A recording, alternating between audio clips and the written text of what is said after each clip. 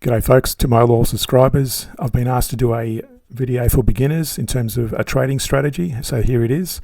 So get your notebooks out. If you've got it in front of a computer screen, start setting up your charts, pause the video, and let's go through the basics. So first off, what we're going to cover is the chart setup, and I'll go through step by step. Now you need to find the equivalents of the indicators and charts on your system, whatever system software system you're using. I'm going to go through the chart setup, the time periods we're trading, and the basic strategy. Now first off, in terms of the price, we're looking at, on the price chart, we've got two charts basically, the price chart and the indicator bottom chart. The price chart has the simple moving average 30, so I'm going to call it SMA 30 from now on, and exponential moving average 9, I'm going to call it EMA 9 period. And on the indicator, I've got the commodity channel index, the 150 period, call it CCI 150, and the volume indicator. So first let's go to creating the time period, or the two charts, and we're going to be trading in the direction of the higher time frame on the lower time frame. So here we have our basic price chart, and I'm looking at let's put on the daily. This is the S&P 500 on the daily chart. Now I'm looking at candles here. Bullish candles are green and bearish candles are red. You can create or change those to whatever configuration you like. I use candlesticks. You can use bar charts or whatever other. Then you've got the Heikin-Ashis, which I won't get into, but that's a bit different as well. And you've got hollow candles, you've got dots, line chart. I prefer to use the basic candlestick. Just makes it a lot easier to follow bullish and bearish price movements up and down.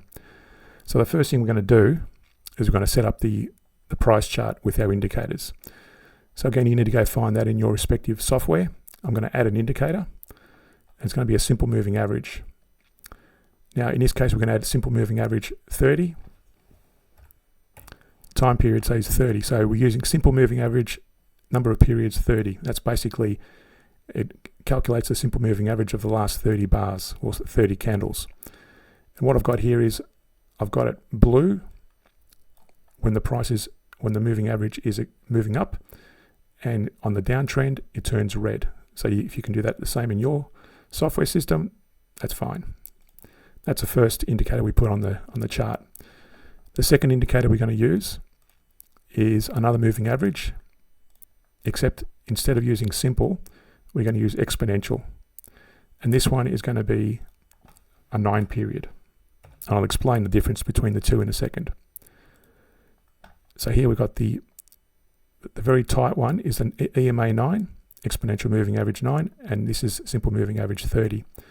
Now, just for the sake of the difference, I'm going to change the color code on the 9. The uptrend, I'm going to let's make it black. You can choose your own color code. It doesn't really matter what color code you choose. And the downtrend, I'm going to use pink, just to differentiate the two. So the EMA 9 is black and pink, and the SMA 30 is blue and red. So what we're basically doing, first off, we need to identify if we're going long, we want to see the price break above both the moving averages like it does there. That's a bit too early, because the moving average the price could also start bouncing to the downside. So you want to make sure the price, i.e. the candle, as well as the moving averages have crossed over. So that would have been an ideal spot to go long. But that's not all. What we need to do now is I go up to the indicators here, and again, on your software, you need to find the commodity channel index, or abbreviated as CCI. And that adds it to the bottom. That's it down there. Now you'll notice here, it's by default, it most likely will be 14. Let me move this up here. The default is usually 14 or 21 or 20, something along those lines. We're going to make it 150. Okay, and I'll explain the reason for that in a minute. Next, within that CCI, we need to add a moving average. Let's add another moving average, and this will be a moving average 7. Make it, I think it's exponential moving average 7. So EMA 7 on the CCI. That just gives you a bit more smoothing out of the CCI. So what we do now is we look at trading this. The other thing we need to add is a volume, and I'll explain the volume as well. That tells you the number of contracts or shares that have been traded during the day. Now, in this case, we're trading the S&P 500, but if you're trading a share, we want to make sure you've got enough volume in the shares to trade. Now, in this example, that would have been an ideal spot to buy because the CCI is above the moving average, and the exponential moving average, or EMA 9, is above the SMA 30 on the price chart. And you close out the position when the price breaks below. You can see that's a red, it's a close, is below the EMA 9, which happens to also coincide, in this case, breaking below the moving average of the CCI. So in this case, they both coincided. You re-enter a long position. Don't enter long yet until you see a CCI break above, like it did there. And in this case, you would have entered a long position on that one. Now back here, that would have been a bit too premature to enter because the price may have started to decline. So you want to make sure the CCI is also trending up. So that would have been another position to buy. And in this case, you'd follow primarily the price or the CCI. You can see there it broke below there. Now that was an early warning signal, and you would have got out near the top there on that candle, even though it hasn't broken below yet. In fact, it would have broken below probably around, that was still above. You have to wait till the end of the day candle, but that was the, probably would have broken below on that one there. So it wouldn't have been a much difference breaking out, closing it out there or there, but in this case, it turned out pretty much the same. Then wait for it to break above again, go along on that one, and close it out on that one. Now, that's trading on the daily on its own. I don't suggest you do that. So what we're going to do is we're going to duplicate this chart, and we're going to make that, let's put that over there, I like doing it side by side as per my videos. And if you're trading on the hourly or the intraday, and let's use the hourly as an example, this is the hourly chart. So let's say we go back to this period back there where we said we're going to go along there. That was the 6th of May. That was the day of the 6th of May. So let's go back to let's put in a few more units here. Let's go back to the 6th of May, which is about there. So the 6th of May was, let me just find it I'm looking down here on the calendar. Monday the 6th of May, which was that period there. Now you can see there, you might have got in there, but notice here the CCI broke below. Now you can do one of two things. If it doesn't drop too dramatically, you can put in a stop loss a few points below this moving average, but I'll leave it up to you when you want to put the stop loss, or you can hold it. In this case, it went sideways and you would have watched it for those few hours, assuming you're watching it. In this case, it broke up again. Now in this case, it would have broken up, you would have been in profit, and you would have closed it out at that point. Now notice the CCI broke down, but the price kept rising. Don't cry about it, take your profits off the table. You don't enter long again until you see the CCI break above. Now the moving average seemed to level out a bit, but the CCI, I like to see the CCI break above like it was back here. So you let it go, let it go, let it go. That's a first. So if you haven't already noticed, I'm following the CCI predominantly as opposed to the price. So you see that there, and you see that on the price chart. It's above on there. Now notice let me just put in a little arrow. So now we're going long on that one, on the CCI, which happens to coincide with that candle there. Notice where that is in alignment with this period back here. So what we're doing is, so long as the hourly is bullish in this case, and the daily is bullish, it's safe to go long. So we go long. In some cases, the price might be declining on the daily. Let me go see if I can find it.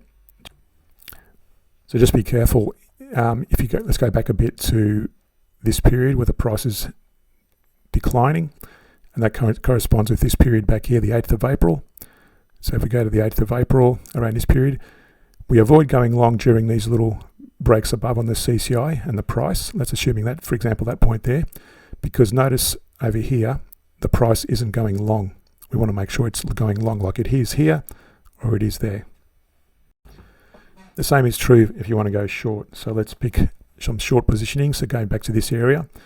So you can see there during this period back here, the first point we would go short is when the, let me just zoom in there, when the price breaks below the price there and the CCI is declining. So that would have been on the 12th of April, which was back here. Now notice, let me just mark that first. So you would have gone short there. That was short there. And so the same spot on the 12th of April would have been around here. You would have waited for that to break down there and that little area there. So you would have gone short 12th of April. Let's zoom in here. Breaks below there. You would have gone short there and the CCI is declining. That would have been an ideal spot to go short, and you would have closed it out when the price broke into that moving average range, or in fact you would have broke it out just at that point there before it even hit the moving average, the EMA 9.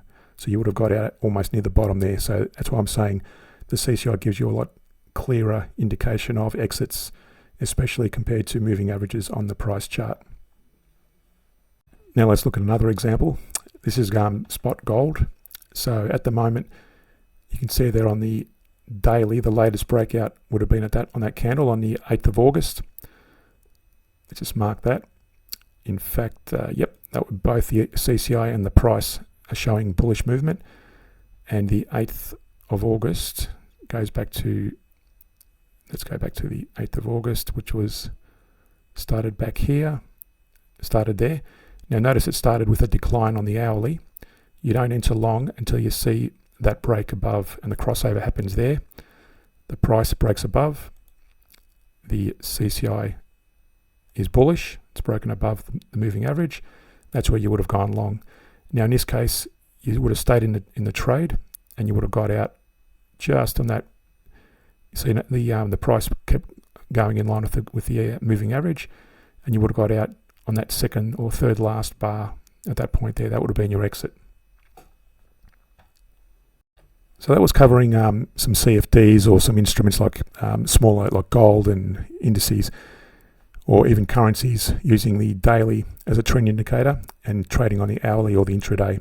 But what if you're trading shares? Like this is Tesla. So if it's to trade Tesla, let's say you're trading on the daily time period, you would put the lower time frame on the daily and you put the larger time frame on the weekly. So that's the weekly and that's the daily. So what we do is exactly the same process. It doesn't really matter what time frame you're looking at. You always go in the direction of the higher time frame. So here, for example, let's go back to this little rise here. Was that suitable for buying back in that period? Again, always reference the weekly. So going back here, first off, we wait for this to break above, and that broke above there. Notice here it started rising. That would have been a bit premature to go long there in that week, even though the daily was showing bullish movement. It's a bit of a risk. So you can see there that was also somewhat bullish, but then it dropped off. So you want to make sure it breaks above on the higher time frame. In this case, the weekly broke above there. Nice big bullish candle. And that was the 1st of July. So the 1st of July, let's zoom in here. 1st of July was that point there. So you would have gone long on that candle. The CCI was bullish. You would have gone long. And similar to the other exercise, you would have closed it out on that candle, which happened to be also when it broke below.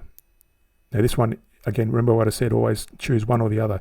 If the CCI breaks below first, exit, or if the EMA 9 is breached, exit. So in this case, you would have made a nice little gain. If I draw a little, let me find a ruler. So had you gone long from the close of that day to the close of that day, that would have been almost a 13% gain. So again, nice little trade. Get out and wait for the next opportunity. And since then, there's been no other opportunities. Going back in history, let's go back. Let's look at this one's pretty tight. That was, let me get the arrow. Let's look at that example. So that was that was a break above. No, it wasn't actually. Notice the EMA 9 is below. is trending below the simple moving average 30, so you don't go long. This is where you would have gone long. The previous entry would have been there. The price broke above. The EMA 9 is above the SMA 30.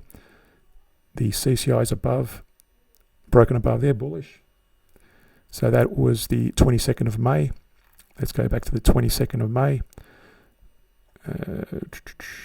That was May 23 actually, not this year. So let's go back to May 23, back in this period. So go to May 23. That was May 23, was that period there. So even though it's a red candle, the price is still above the 2 moving averages on the price, and the CCI is still above its moving average. So you would have gone long there. And in this case, nice little trade, and you would have got out using the CCI in this case, because that broke before the EMA 9, and you would have got out at that one, at that point there on that candle. And this generated, if you bought in, so you would have, let's say you got in on the close of that day, and you would have got out, what do we say, would have been that red candle there. That generated almost a 36 or 37% gain. So beautiful trade. So again, very simple process to track and trade. Always go in the direction of the higher time frame. Lastly, with shares, one thing I didn't mention, and it's this volume down here. Notice Tesla obviously trades a lot of volume. So if you're going to buy, let's say 100 shares, this trades with 100 million plus on average. It's about 100 million per day, per week. That's actually weekly. Going back to the daily for a minute. It's over 20 million shares a day on average down there. So some stocks, as you're probably aware, have minimal movement, minimal liquidity. You want to make sure whatever you're buying, there's enough liquidity in the market to buy and sell. So especially if you want to sell, let's say you've bought, let's say you're rich enough to buy, let's say 50 million shares. You might only be able to sell 20 or 30 million in this case if you're buying Tesla, as an example. I know if you can afford to buy 50 million shares, I'm sure you're not watching YouTube videos on how to buy and sell shares. But you get my point. Make sure there's enough liquidity in the market in volume, especially with shares. I trust that's been of value to you. Thanks for watching. Please share with your friends, make recommendations to your mates and family. And if they're not interested in shares, that's fine. But for those that are interested, direct them to my channel on YouTube. And any Patreon subscription is also worthwhile. Helps buy me coffee. I don't need the money strictly, just more of a helps me get motivated to make these videos for you guys, and that's the main reason. So whatever contribution you make is basically coffee money for me, which is still appreciated in these current times. Again, thanks for watching, and hit that like button, and we'll see you in the next video. Thanks for watching.